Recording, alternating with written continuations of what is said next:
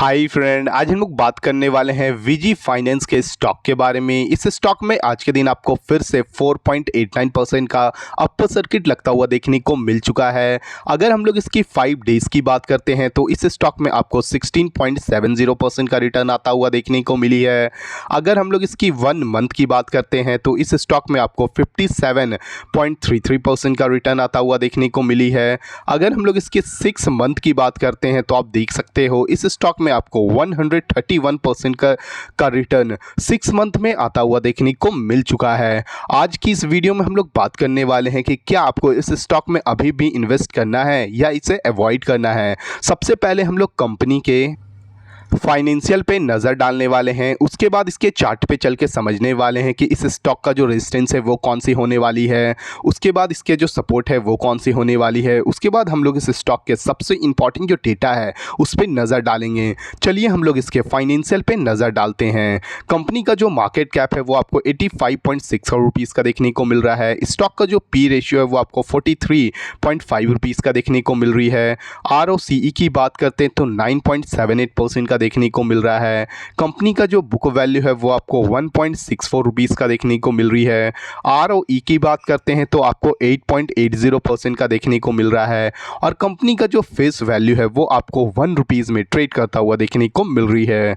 अगर हम लोग इस कंपनी के क्वार्टरली रिजल्ट्स पे नज़र डालते हैं तो आप देख सकते हो कंपनी का जो रेवेन्यू है वो आपको क्वार्टर और क्वार्टर बेसिस पे बढ़ता हुआ देखने को मिल रही है। दिसंबर 2025 में जो कंपनी का रेवेन्यू था वो आपको 1.59 करोड़ रुपीज़ का था, वहीं मार्च 2026 में आपको ये बढ़ के 2.35 करोड़ रुपीज़ का होता हुआ देखने को मिल रही है।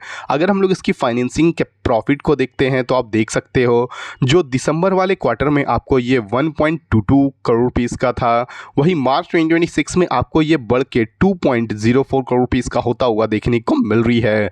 कंपनी आपको क्वार्टर ऑन क्वार्टर बेसिस पे काफ़ी अच्छा वर्क करता हुआ देखने को मिल रही है। अगर हम लोग इस कंपनी के प्रॉफिट एंड लॉस स्टेटमेंट पे नज़र डालते हैं ईयर ऑन ईयर बेसिस पे तो आप देख सकते हो कंपनी का जो रेवेन्यू आपको मार्च 2025 में 2.58 करोड़ रुपीज़ का था, वही मार्च 2026 में आपको ये बढ़ के 5.08 करोड़ रुपीज़ का होता हुआ देखने को मिल रही है। वहीं पे कंपनी की अगर हम लोग फाइनेंसिंग प्रॉफिट पे नज़र डालते हैं तो मार्च 2025 में आपको ये 0.22 करोड़ रुपीज़ का था, वही आपको ये मार्च 2026 में आपको ये बढ़ के 2.81 करोड़ रुपीज़ का होता हुआ देखने को मिल रही है।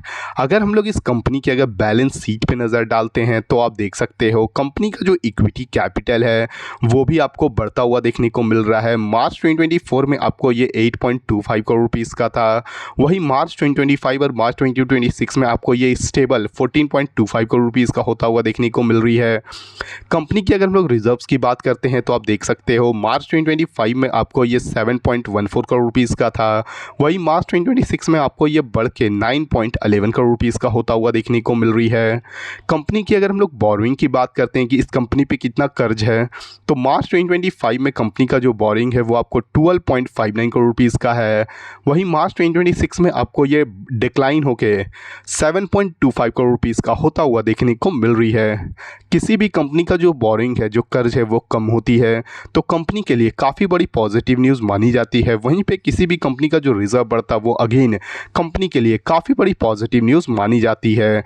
अगर हम लोग इस कंपनी शेयर होल्डिंग पैटर्न पे नज़र डालते हैं तो आप देख सकते हो कंपनी में जो प्रोमोटर का जो होल्डिंग है वो मार्च 2026 के अकॉर्डिंग आपको 47.68% का देखने को मिल रही है। डोमेस्टिक इन्वेस्टर की अगर हम लोग बात करते हैं तो 0.25% का देखने को मिल रहा है और पब्लिक की होल्डिंग की अगर हम लोग बात करते हैं तो ये आपको 52.07% का देखने को मिल रहा है। कंपनी का ओवरऑल जो फाइनेंशियल है ये आपको काफ़ी अच्छी देखने को मिल रही है। चलिए हम लोग इसके चार्ट पे चल के समझते हैं कि इस स्टॉक का कौन सा रेजिस्टेंस होने वाली है।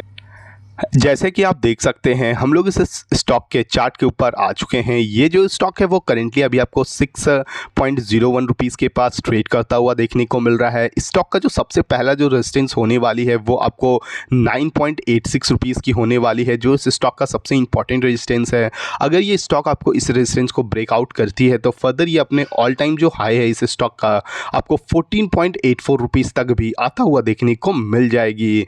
अगर हम लोग इस स्टॉक की अगर सपोर्ट की बात करते हैं तो इस स्टॉक का जो सबसे इंपॉर्टेंट सपोर्ट है वो आपको 1.96 रुपीज़ का देखने को मिल रहा है, क्योंकि इस स्टॉक में आपको यहाँ से 2 से 3 बार आपको यहाँ पे अच्छी खासी रिवर्सल आते हुए भी देखने को मिल चुकी है। चलिए हम लोग इस स्टॉक के सबसे इंपॉर्टेंट डेटा पे भी नज़र डालते हैं। जैसे कि आप देख सकते हैं हम लोग इस स्टॉक के BSE के साइट पे आ चुके हैं। ये जो स्टॉक है वो करेंटली अभी आपको ESM स्टेज 1 में ट्रेड करता हुआ देखने को मिल रही है, जो इस स्टॉक के लिए थोड़ी सी नेगेटिव न्यूज़ मानी जा सकती है। वहीं पे अगर हम लोग इस स्टॉक की आज की वॉल्यूम की बात करते हैं तो आप देख सकते हो इस स्टॉक में आज के दिन आपको 1,77,577 क्वांटिटी ट्रेड होता हुआ देखने को मिली है, जो कि पूरी की पूरी आपको 100% डिलीवरी आता हुआ देखने को मिल चुका है।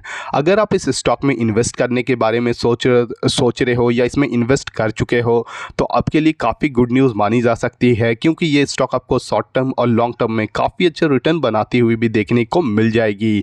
ये जो वीडियो वो केवल एजुकेशनल पर्पज़ के लिए है। अगर आपको इस वीडियो से थोड़ी भी वैल्यूएबल इंफॉर्मेशन मिली हो तो प्लीज़ वीडियो को लाइक और चैनल को सब्सक्राइब करना ना भूलें। Thank you.